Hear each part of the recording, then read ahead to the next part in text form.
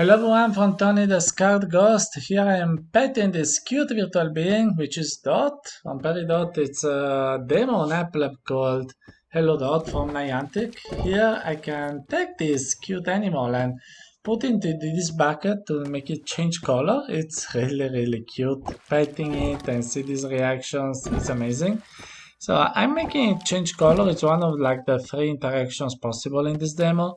Then I will be able quite soon also to direct it like a mouse with a laser using my index finger to tell it where to go. And thanks to Meta Scene Setup, it understands how is the shape of my environment, so I can jump on objects and also can hide behind the mesh of my space, as you can see here.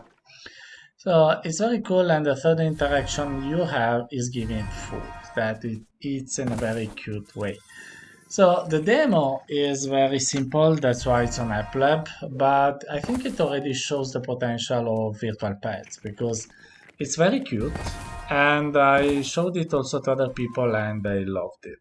So it's called Hello Dot. You find the link in the description. And if you like the video, as usual, like and subscribe. And have fun with these cute virtual pets. Have a nice day in VR. Bye bye.